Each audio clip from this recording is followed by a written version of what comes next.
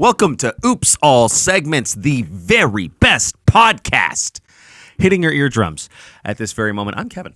I'm Thomas, and today we're here with my very good friend, Neftali Morales. Welcome, Neftali. How are you? Hey, how's it going? Yo. Welcome to the show, Neftali. Neftali, what's going on in your life? What's new with you? Right away, let's get the listeners in on your whole deal. Tell them your whole deal right now. My whole deal?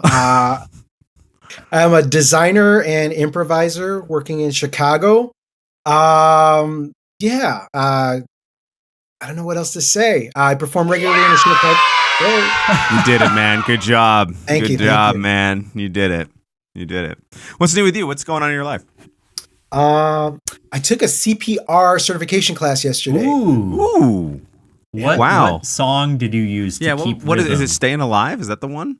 They didn't give us a song. They just had us we had to kind of figure that out. Like they give us there's a light indicator on the dummy, so you could see if you're like pumping too fast or too hard. That's cheating. What the fuck? That doesn't serve the purpose at all. Well, no, I think humans, if you pay attention, you can see a light in their eyes. Kind of. Yeah, that's so that's what the lights emulated, was the light in their eyes. Wait, correct me if I'm wrong. I heard, this might be completely untrue. I thought I heard that there was like an update where they were like, the mouth-to-mouth part isn't necessary. You actually just do chest compressions now. No, I hadn't heard that, but what they said was like in certain instances where you can't do mouth to mouth, let's say you could just go to straight chest compression. Like if they vomited or something crazy. Sure. But it's very interesting hearing sort of the practical, like what the training video says and what like realistically is like, well, yeah, that might not realistically, like people are going to be freaking out in these conditions. Right. So they might not behave the way you expect them to behave when you're asking people to help and how to get them to help in a meaningful way. So that was super fast, and also just fascinating how quickly we can expire without some kind of some type of care, which is pretty wild. I was like, wow, like thinking of all the times I've seen things happen. I was like, yeah, you are lucky to be alive. Yeah, that's first aid, so it's pretty wild. Were you motivated? Was there some reason that you wanted to take this class, or you just wanted to like have the skill for yourself? It's always been in the back of my mind, but I've been doing martial arts for years. And I've seen a lot of wild accidents happen, and instructors kind of guesstimating a response. And then where I train now, they were having an instructor come in to do first, like group first aid. Like if you teach in the school, you need to do a first aid certification. So we did that as a big group. So it was fun. That's great. Yeah. I feel like I did martial arts for 11 years here in Winnipeg. And for the majority of those 11 years, I was part of like a Shotokan karate school that this is like your experience is the exact opposite of mine. We got kicked out of tournaments for being too violent. Like I never got to do a tournament because all my predecessors in the dojo had gotten kicked out for being too violent. What did they do? Were they I don't know. biting ears and kicking nuts and stuff? It was like I think it's like 90s. I think there's a couple too many guys interested in like fucking Were blood they bringing sport like or something. bike chains that they were swinging around? Yeah, their belts weren't like they're like yellow belts, green belts, and then they just had chain belts. They My belt is an extension cord that I will use to grapple your wrists. I will say, Kevin, I brought Neftali in specifically so that I could finally stand up to you because Kevin, you don't know this, but he's been kind of intimidating me with his black belt that he earned at like age 12 or whatever for years, and I've been too scared to kind of fight back. But now I've got a regular martial artist trained up and ready to challenge you, Kevin. I see. This makes me feel... I like that. Regular martial artist. Salt of the earth, Midwestern. Yeah, blue no collar frills. martial artist. None of this. Just a salt of the earth. I'm a big city karate guy, and you're a salt of the earth. Well, it is kind of the Karate Kid, right? You're going up against the elite kind of privileged karate. Well, wait, what martial art do you practice, Neftali? I do jiu-jitsu and Thai boxing. Okay. Oh shit, that's genuinely more intimidating than karate. So he wins. Kevin is. He can fight on the ground. I can't fight on the ground. You're trembling like a leaf. Your confidence is shaken for the first time. Did you say Jiu-jitsu? Kevin, I'm going to take Thomas under my wing. We're going to do a 1 hour training montage, and he's going to be fighting. 1 hour. I'm going to roll the dice here on a joke and say that's the real jiu-jitsu. Because I'm Jewish, you see. So that's white people. Sorry. Well done, Kevin. I didn't see, but I appreciate you for sharing this. I just want to put that out there. Okay. This has been great so far. Say what's new with your life, man. I have a few things. What should I share? I guess I'll talk about Hundreds of Beavers, which I saw a few days ago. Have you seen this, Neftali? No, what is this? So it's sort of a zero budget indie movie from Wisconsin. They made it all. You might even kind of relate to this guy because he like figured out a lot of After Effects stuff. So he did all of these crazy animations and effects, and with no money, just to make a movie like of his own. And it's inspired by like Looney Tunes and silent movies. It's this big comedy where this hunter guy is like fighting off these beavers, which are just humans wearing like shitty beaver costumes that he's beating the crap out of. And I saw it at the Music Box. It was like sold out on Friday. People were so into it. They would applaud every time he killed a beaver. And like, it truly was like one of the happiest moments in recent memory of me, of just like having this big group, like loving a comedy in a theater. Like, people never make comedies anymore. Yeah. I think it's from like 2022. Yeah, it's pretty recent. Just stupid. Like, it's stupid, like Looney Tunes physical jokes the whole time, but in a way that is smart. Like, things like defy expectations. They set up the rules of the world. They change them over time. It also has like a video game logic where he's getting new tools and he's figuring out like, oh, this attracts bunnies and bunnies attract beavers and beavers are like interested in frogs. And he's setting up these contraptions to gradually like conquer the wilderness, basically. And it pays off in all these really fun ways. Like, the ending is so epic, and it was great. That's How awesome. Recent was the movie made? Is it like 2022? Yeah. So just a couple of years ago. Yeah, it's very, very fresh. And it's sort of one of those culty movies that I guess gets midnight screenings and stuff now. But if you do want to see it, I would suggest watch it with a group, like have some drinks, whatever, hang out, because it just was like this dumb fun, like, it was a really good time. Right. Hundreds of Beavers was also the name of Thomas's sort of sexual exploitation blog for a while. Yeah. Sort of, you had to close the site down because you had to stop at like 3, I think it was. Yeah, I got to 3. And the promise of the premise sort of was not fulfilled. I had a lot of paid subscribers that were disappointed. Right. They wanted to see, I hate to say it this way, but they wanted to see more fuzzy clam, they said. You didn't hate to say it. You chose those words so carefully. You could see sort of Neftali like sink into his seat a little bit. Like, what did I sign up for? No, I was just reeling. I was like, dude, how could you not go into this endeavor without like a season 1 and a season 2 pitch for this blog, dude? That's like showbiz 101. He gets it. Well, this is the thing. What is the engine, Thomas? What was the engine that is driving this blog? Yeah. What I'll say is I wrote it kind of with Severance in mind. So I was like, the whole time they're going to be wondering, when are we going to understand all these beavers that he promised us? We get that they're coming. There's some kind of arriving. I hate to say it, but fuzzy clam barrage on the way. And I actually think you did hate to say it that time. It sort of slipped out of your mouth in an uncomfortable way, and I saw you sink into your chair a little as you said it. I know. I was like, I mean, I like Muppets. I would love to see this puppet. You know, but yeah, dude, I that's sad. 3, you know. Yeah, I got to 3. Let me see. Who were they? Now that I look back on it, were there any notable ones that did not make the cut that you're like, this didn't make the cut? Yeah, every other woman or person with a beaver in the world, except for these 3, would be a notable one that didn't make the cut. The 3 that did make the cut, I think it was Dark Samus. Let me think. It was Dark Samus. It was Samus. And then I think the third one, I'm gonna guess Zero Suit Samus. Was it Zero Suit? Third one, yes. Video game character. It was Zero Suit Samus. Yeah. So I had kind of Just for the uninitiated, Samus is a female protagonist of Metroid Prime, a video game. Kind of a schoolyard. Did you ever hear that schoolyard rumor, Neftali, that if you sort of got the secret ending of the original Metroid, you could see Samus naked? That was kind of an Easter egg that I don't think was true, but that kids obviously would kind of talk it wasn't about. Fucking true, right? Like video game developers aren't sitting around. But there is the famous original Samus without suit picture. Be careful reward. what you're Googling. I can hear you typing. Oh, wow. Okay. It's this. I hope this isn't famous, what I'm seeing now. You're seeing hundreds of beavers right now. Wow. No, Thomas is speechless.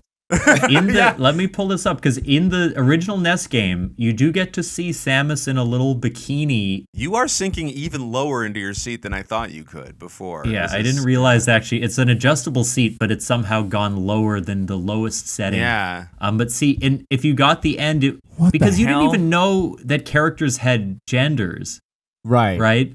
And there was this here she is. You get to see her. Right, because she's in like a spacesuit the whole time. Yeah. Right? So I think especially the sexist time that this game came out, you would assume, oh, cool, badass space hero, gotta be a man. And then at the end it would be like, no, not only is it a woman, but all the male players get to be horny for her. Right, like weird. Feminism of the time was like, hey, we're gonna subvert expectations, but she's still, look at her tits though. like, come on. Oh no, that's so unfortunate. Yeah, I just remember that being. I did not hear that, but I remember the whole thing of Metroid, and then, oh yeah, by the way, there's a woman under there, and that was like a thing. I think I didn't know who Samus was until Super Smash Brothers. I think then because I never played Metroid and I never It is really interesting that the three big Nintendo franchises are Mario, Zelda, and then one that's based on Alien. It's very interesting that that's the third one, the H.R. Geiger Space Nightmare. It doesn't feel on brand really, but it is. That is, I guess, the next big sort of because Donkey Kong's part of Mario, right? We consider him in the Mario unit. Yeah, that is. Kevin, what's going on with you, my friend?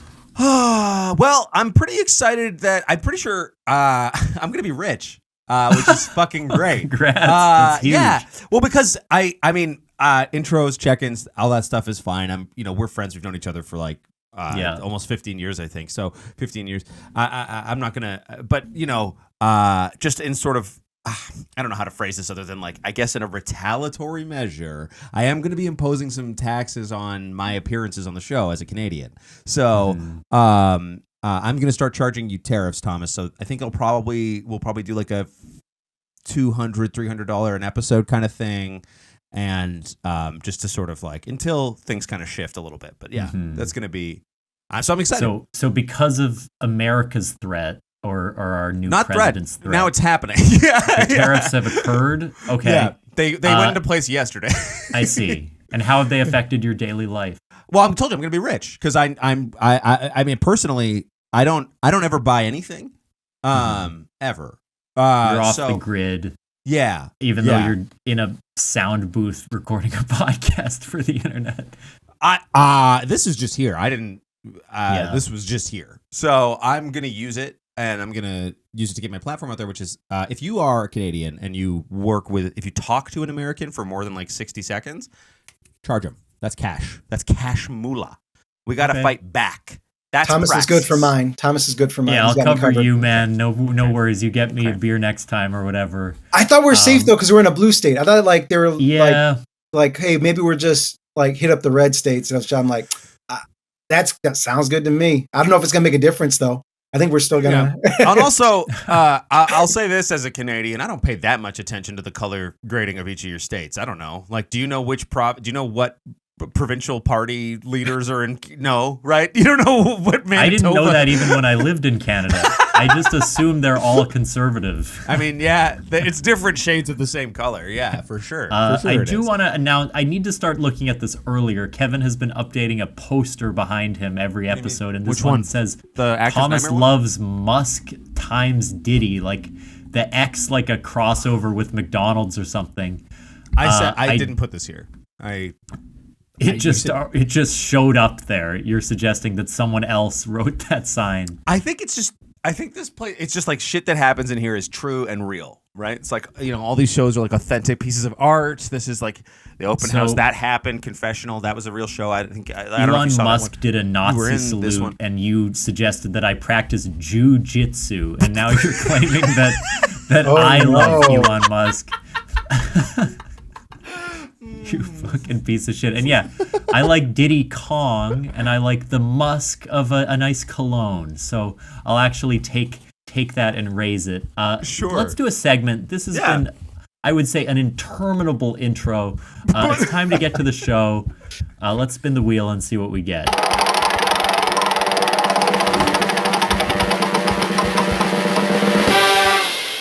What do we got? Okay, rap pop quiz. Neftali, are you a fan of rap music? A little bit, yeah. Okay, so we are going to do... we couldn't find that page. Return to take quizzes. There was a link here. It didn't show up. Kevin, it was probably like to a quiz. Yeah, it was probably I didn't write it. It was probably to like an online. Let me Google. I'll find another one really quick on Sporkle. What's your relationship with rap music, Neftali? I listen to a lot of it. I've been listening to a long time. Like I think my favorites or my wheelhouse probably like East Coast, West Coast, no real division. A lot of independent stuff. Okay, cool. Like MF Doom, Atmosphere. Got like a pretty like underground kind of taste. Yeah, right? Yeah. Like people know it, like popular underground, right? Like yeah. Like MF Doom. Friends. Yeah, cool. I have found we get 7 minutes, and the quiz that I've found, it's going to be famous rap lyrics written in like that scholarly academic way. And so our goal is to name the song that they're I like that you put it in air quotes. Yeah, right. Well, it's, You're getting ready for the 2025 real quick. It's not going to be... I don't trust scientists. Academic. Yeah. Scholar, books, library. These intellectuals that claim to know more than us. I actually question that. I do, as a side note, Neftali's background is for the listeners, it's a bookshelf. It sort of has like Criterion Closet energy. It's like white bookshelves with stuff. Mm-hmm. But it is, I think, a green screened background, and most of the shelves are pretty empty, which is kind of hilarious. Even if in your fantasy you don't read I had to burn a few earlier in the week. The virtual background has a lot of David books Goggins in books sitting out there in the fire. Yeah, I'm looking at some of the spines on those, and there are some pretty problematic things in there. Yeah, a lot of Ayn Rand on that shelf. Okay, so we're gonna have 6 minutes and 48 seconds to do this. I have a feeling you two will be good at this and will be able to win. So let's find out. Here's the quiz. Okay. I'll read them out loud. So the first one by Jay-Z. If you are presented with conundrums involving the fairest sex, my condolences. I have 419 conundrums. A trollop is not among them. I mean, we all know 99 problems, right? Yeah. Also, they misunderstood the song because it's about a dog. From B.I.G., I revel in being referred to as the Grand Patriarch. Elevate your hands skyward if your claims of being Lothario are verifiable. I love it when you call me Big Pop. That was it. There we go. Snoop Dogg, operating my vehicle. This is like too easy, maybe. Is this just going to be boring? We could do a different quiz. Yeah, this is so simple. Yeah, this one's gin and juice. The next one is...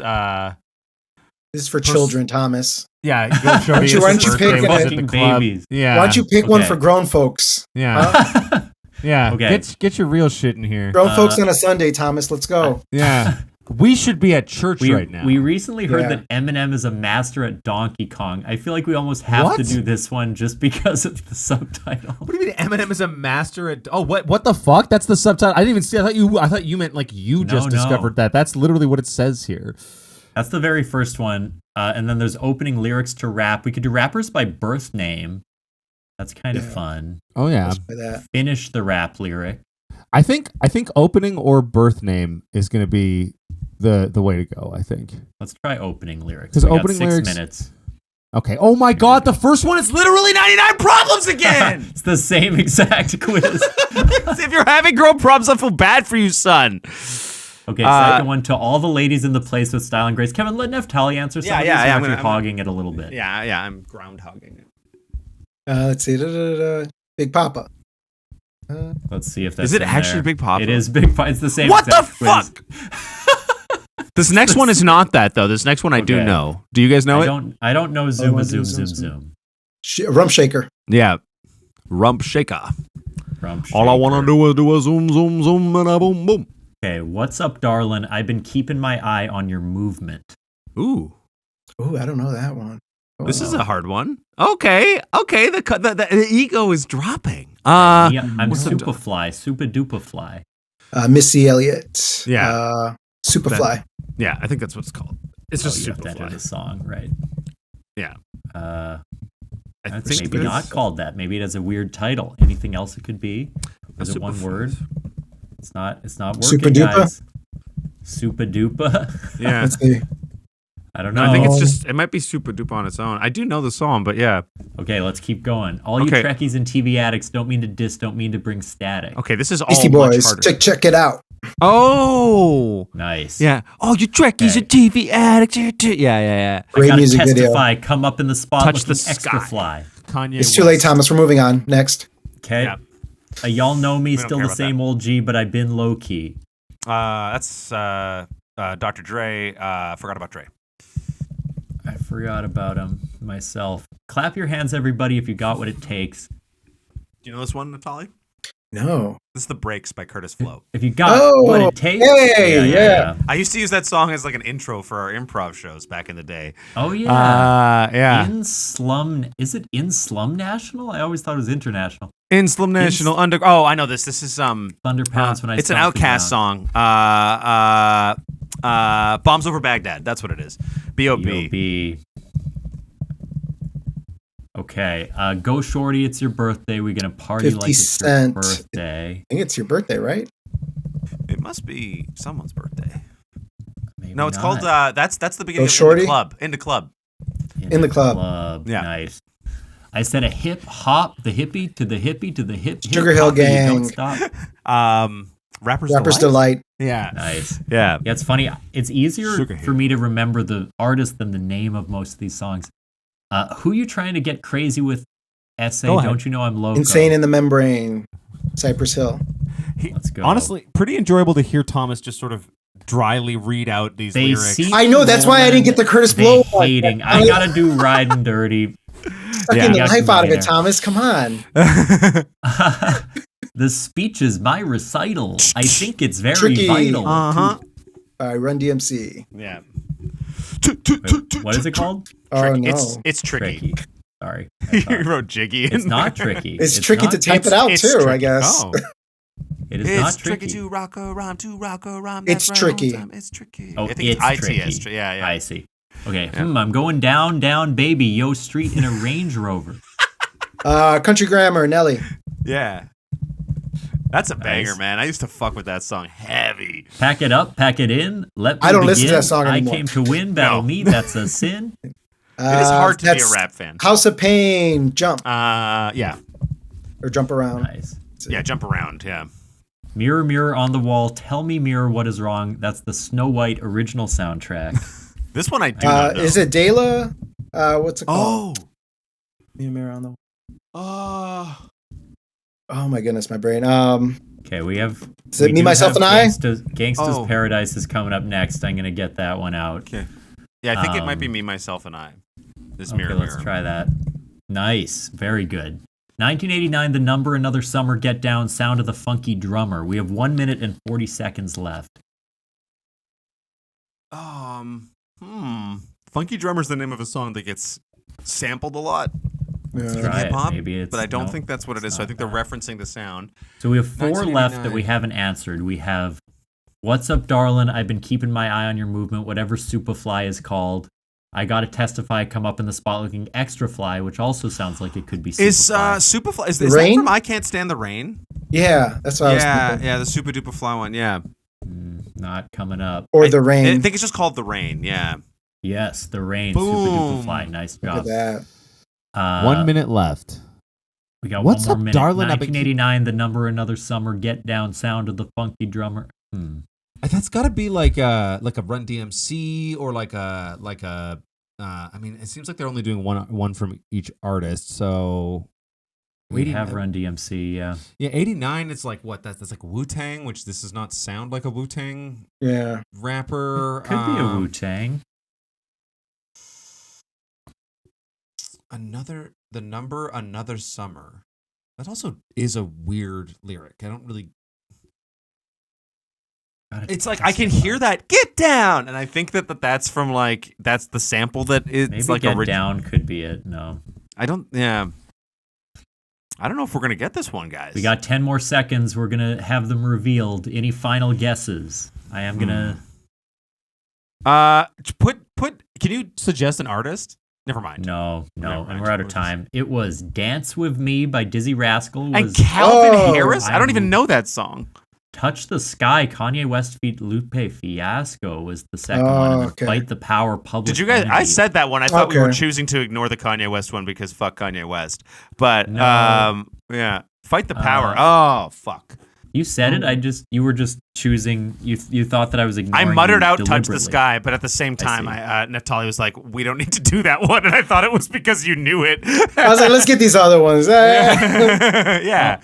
The average score for players was only 30%. We got 85%. So and I want to just make sure that's mentioned. It says that that's worth 2 pats on the back. That's what the website said. So, Let's give ourselves 2 pats. Let's take a little break. We'll be back with Neftali's segment. Jeez, hold on. Wait, I wasn't ready for you to cut to the break. And we'll be back, I said. So just hold on. I don't know which one I'm triggering. So we're going to be back.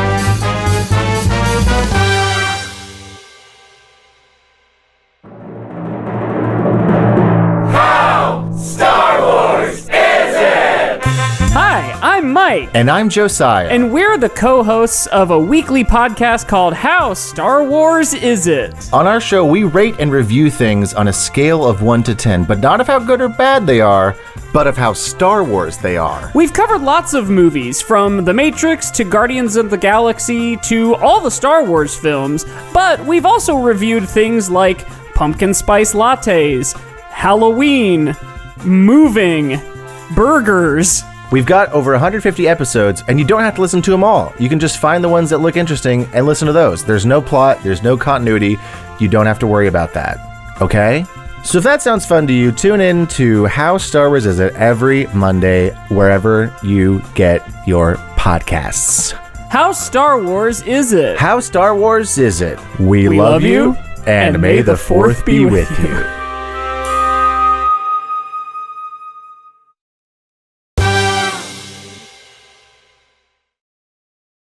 White people! We are you back. You used that one once.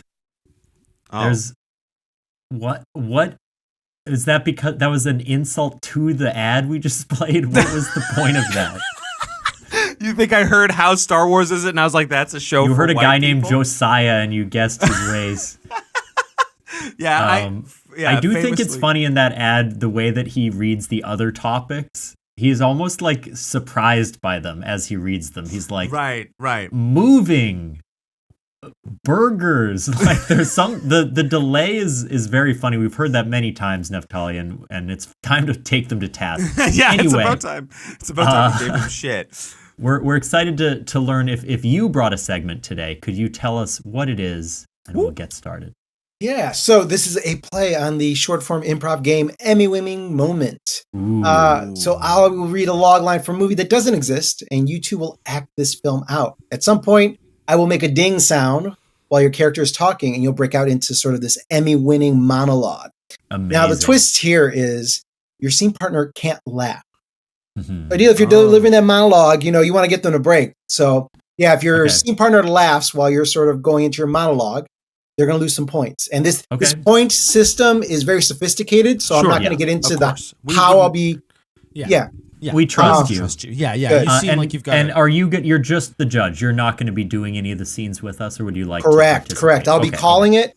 I'll be calling scenes, and if sort of we need this tiebreaker runoff, I will sort of provide another scene in the film. Great. All right. Great. Sort of break that, and you might be reassigned a new character or be swapped. Okay. Cool. Okay, I like it. It. All right. So, in the far-off land of Hyrule, the demon swine Ganon has taken control of the kingdom of Hyrule. The only force opposing his authoritarian regime is indigenous Kokiri activist and union organizer Link. With that, I will take you into your first scene. which is Link and Ganon having their epic confrontation in the Kokiri Forest, where the fruit supply lays unpicked and rotting.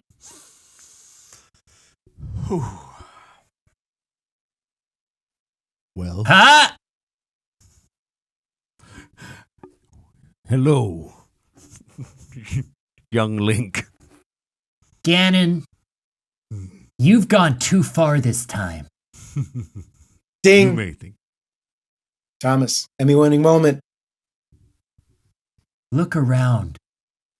This used to be a beautiful Hylian forest.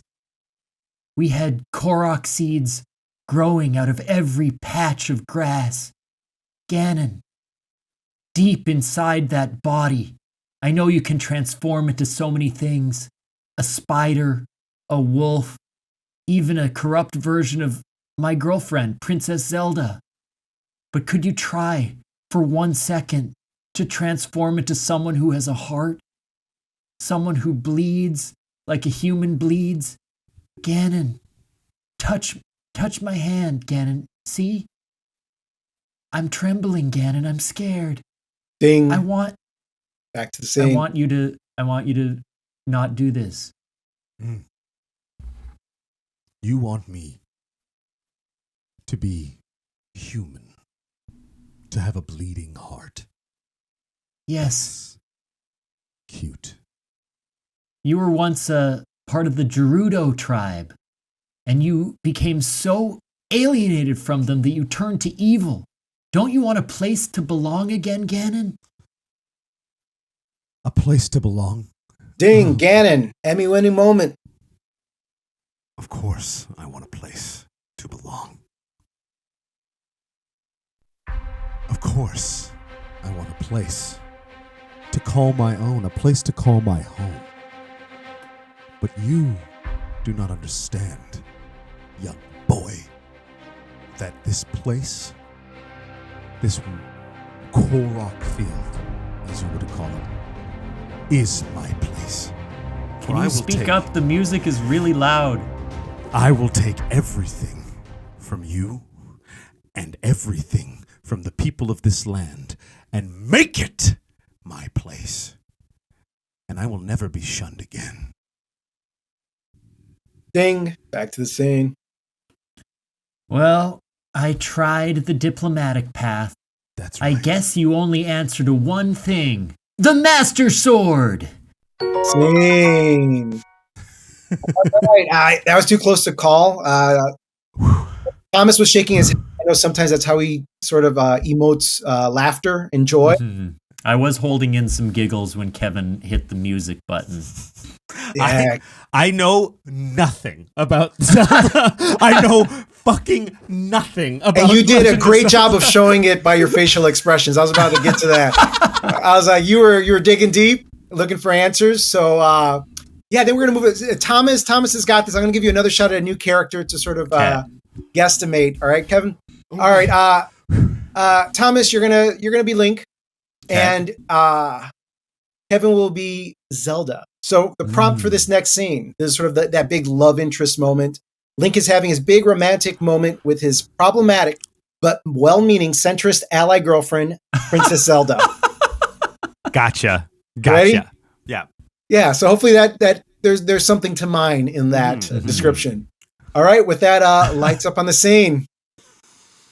My dearest princess. Yes, my love. Your subjects are hungry. They need more generous contributions from their leader. You see, hunger and fulfillment. What a balance. You know, what a struggle for them and a satiation for others. I suppose we could give some food to some of them. At the very least, my princess, we must blend together spicy peppers to create cold resistance so that during the harsh winter months, your subjects feel comfortable. Yes, I want to make sure that everybody in the kingdom feels comfortable, for sure. But that's not always up to me. There are so many other factors, so many other nuances to consider. Ding, I'm just Zelda, Emmy-winning moment.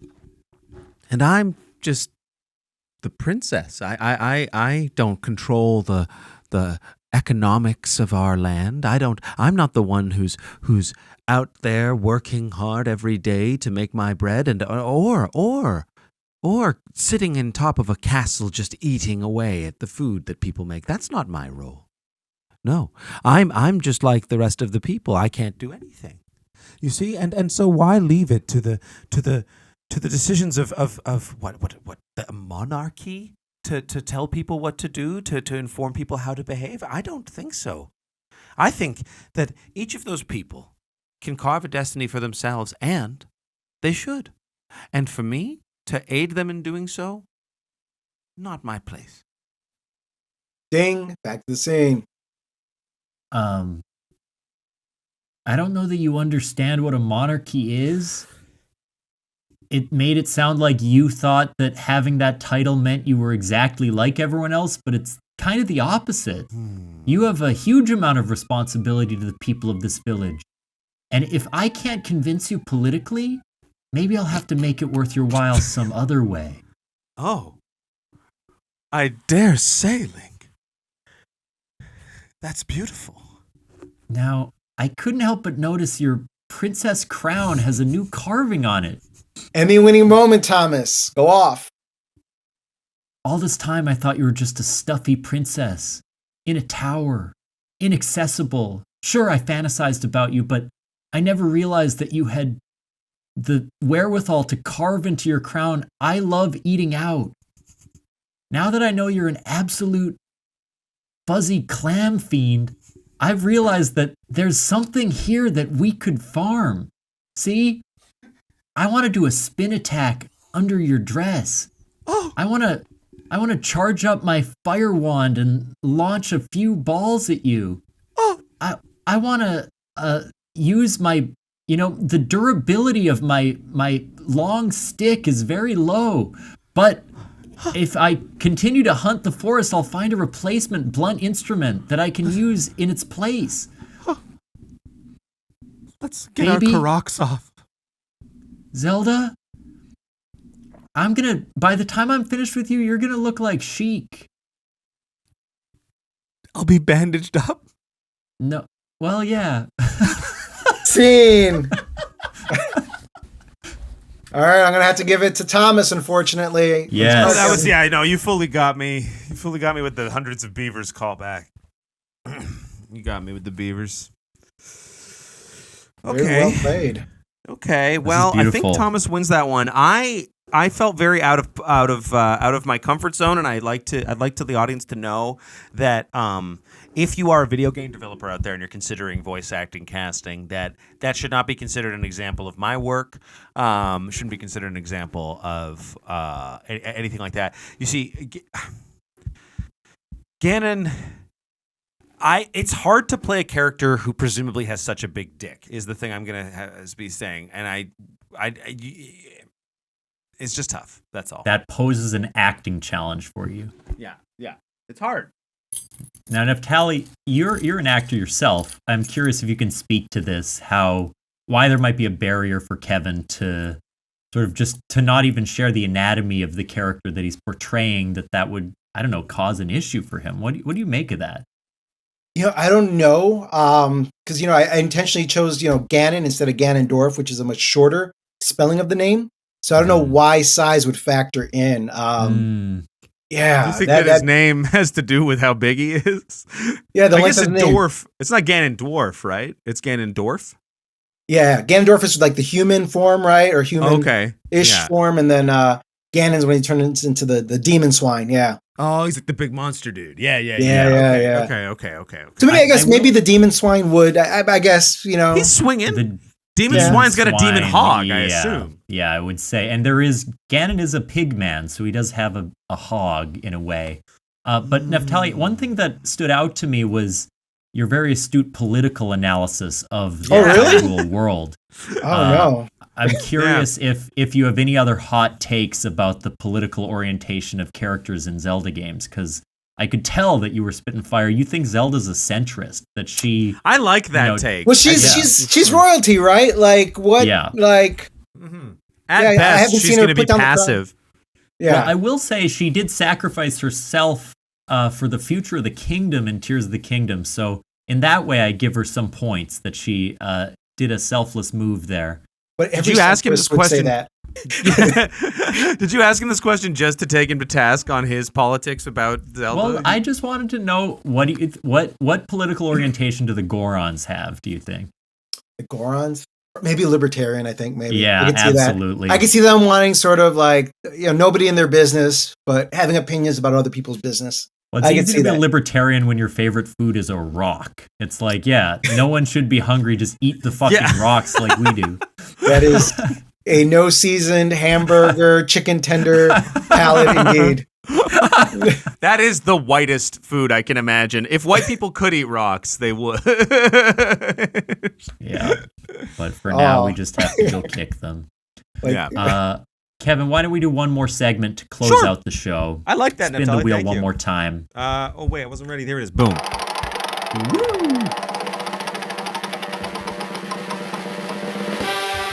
That's my hammer.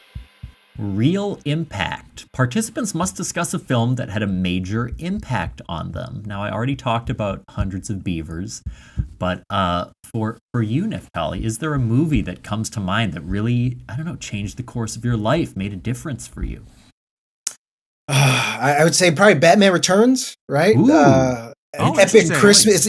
It's a Christmas movie, super dark, right? It killed. That's the Penguin one, right? Danny DeVito. Yeah, right. Yeah. That's like movie. A wild choice for the dude, it's that was a gnarly perfect. It's kind of perfect. Yeah. It is, and it killed their Is this the Happy Jim Meal Carrey deal one too? No. Okay. That's the one that comes after. This is the Gotcha. This is the Tim Burton sequel. Tim Burton. Yeah. Who's playing? Michelle Pfeiffer is the Michelle Pfeiffer is Catwoman. And then we've who got plays Max Shrek? Christopher Walken. Yeah, Christopher Walken is Max Shrek. Yeah. And so, how do you think this impacted your artistic, personal, spiritual development? Right. So Michael Keaton wasn't like the traditional Batman, right? But his Batman is my favorite because he is the most he looks like he's done therapy, but made peace with like his trauma. Yeah, you can see it. He's kind of the healthiest Batman. Right. He's the one you can probably get a drink with, right? Like Christian Bale, nobody's trying to get with him. Christian Bale's just going to sit at the bar and never talk to you. Yeah. Yeah. Keaton seems cool. He seems like a cool hang Bruce Wayne. He's done some work. He knows he's not perfect. He shows up to his job every day. Yeah. It's also just with Burton, right? He was kind of following his it's pretty unique, like that Art Deco. The production design is beautiful. It's like I think they really capture Gotham in a really fun way, and Burton is perfect for that kind of aesthetic. And then I correct me if I'm wrong, but Michael Keaton's one of the few Batmans that doesn't do the voice, like the gravelly Batman. Yeah, he doesn't. Yeah, no, he doesn't. I appreciate. I think that's a little overdone at this point. He just kind of takes a serious tone when he's Batman. That's it. He's just because he also, he got to do the first the 1990s the Jack Nicholson Joker Batman movie as well, the first Batman movie. Yeah. But this was like him, right? He did the first one. He's like, all right, cool, I got this. Yeah. And now I'm going to turn it up a notch. Because if you look at the first one, right, versus this one, it's like, there's more things. There's big swings. There's princesses falling into Christmas trees. There's literally an army of penguins, right? Like the penguin has what are they, mind controlled or something? Penguins? Yeah, they had that device on the back. Yeah, and they nobody complained. We enjoyed that. Nobody was like, this ain't realistic. Fire. Not only did we enjoy it, it was a hit. It was a massive hit. It was I think it was maybe one of the best. Batman wise, it was one of the best striking a balance between the cartoon and the hyper realism that you now get, the modern sort of. It's like Adam West to if the scale is Adam West to Christian Bale or Adam West to Robert Pattinson, I feel like this one's a nice sweet spot of silly over the top, some days you can't get rid of a bomb stuff, and then also Tim a little Burton bit has of pathos. That perfect blend, at least at this point in his career, of darkness and kind of creative silliness, imagination dark camp. Wild. Dark camp. Yeah. I will say I'm rarely a superhero advocate, but a movie that impacted me is the Adam West Batman from 1960. The tone film or the of that TV movie. show? The tone of that movie, the 1960, the movie, I just think I find it so funny and joyous and like pure, like childlike entertainment. And I think I connect with that more than a lot of the more serious superhero stuff. So that was a movie that definitely had an impact on me. Kevin, what about you? Oh boy. We're keeping it. Now I want to try and find a superhero movie that had an impact on me because we're keeping it in vain. Yeah, I mean, all the other Batman options are kind of cringy, unfortunately. Like, you know, if I was like, the Dark Knight, which is not true, that's like the most cliched guy on a podcast movie to talk about ever. Yeah. But maybe if I think about like what, honestly, this is sincerely, I think It's a Wonderful Life. I think I didn't see it until like much older. I think I saw it for the first time with you, Thomas. I might have seen it with you in a theater with your dad, and it's I had like seen, you know, culturally it's referenced and whatever. And I think sometimes when a movie is like classical and like it's just older movies that get sort of put into like this cultural canonicity where you experience it in a bunch of different ways can feel a little it's all I find sometimes it's hard to enjoy in the same way. I found like Office Space tough to enjoy because I found all the jokes I'd seen iterations that they'd influenced before I'd seen Office Space. Sure. But It's a Wonderful Life is like narratively pretty unique, and the characters and the way they like handle certain things, like it was pretty creative for its own like in terms of incredibly well written movie. Yeah. Like it's so textured. There's so many characters that feel distinct and like fully fleshed out. And like, I don't know, I think it was I wasn't probably too deep into my like film history stuff at the time. So understanding like the depth of how like you can have like a kind of socialist economically like message in a movie like that everybody loves, that is like, you know, you've got Jimmy Stewart in there who's like, people like my mom knows who that is, you know, but he's doing a movie where he's telling people that like banks are bad. And it's like, oh, okay. And that like, I don't know, there was just like, it felt like it spoke to me in a way and made me, it helped me understand like, oh, art has been doing certain things like this for a long time, and it's been speaking to people in like a deep way across large swaths of the populace, you know? So I think like it helped open my eyes to some of like how cinema can impact people and what it is. I just think too, it's like, it's one of the most earned happy endings in like movie history, where like it gets so dark before it gets happy. And so when you finally get there, it's like, oh my God, like it's like this like insane euphoria mixed with like crying, and just like, it's like Mr. Potter has not been defeated. It's not like everything's going to be okay, but for this one day, there's like a chance. And I don't know, it's a pretty impressive. The other movie I can think of, because I just told this story last night and it almost made me cry when I was telling it, is Perfect Days, which is that's a very new movie that came out only a few years ago. And I went to visit a friend of the show, Luke Cecil, in Toronto to go to just hang out with him. But I was kind of worried. He had moved away from Winnipeg, and all of his friends in his community were here mostly. He had a couple friends out in Toronto. But we correspond a lot, and you know, when you move away and you're feeling a little alienated, you're going to message your friends a lot about how rough of a time you're having, and so I flew out to go see him and kind of be like, hey man, you know, why don't you come home? Why are you out here? You know, and he went on to show me kind of all of the small, kind of minuscule reasons what Toronto is offering him versus being back home. And quite quickly, I was convinced, okay, I understand the value of this. And then that night, the first night I got in, we went to go see Perfect Days. And this movie is just it's like about a janitor in Tokyo. And his life is pretty like, it's like some things happen, a little bit of interpersonal drama happens, but it's a pretty like, his life can be conceivably like kind of sad and simple, but he finds all of this beauty throughout it, and it just seemed like such a fitting film. I've never like that movie was so relevant to the reason I was there and talking to my friend and like spending time with him. So it was just, that was very beautiful. So strong recommend for Perfect Days. But, yeah. Neftali, any thoughts on either of those films, if you've seen The Perfect Days or It's a Wonderful Life? I have not seen Perfect Days, but it sounds really cool. what's a Wonderful Life? I haven't seen it in a long time. But it, like when you said like, oh, it's pretty unique. And I feel like as far as films, because people always like take stuff. I feel like I've only seen like It's a Wonderful Life. Sometimes in episodes of a TV show, they'll do like But it's as far as a movie, yeah.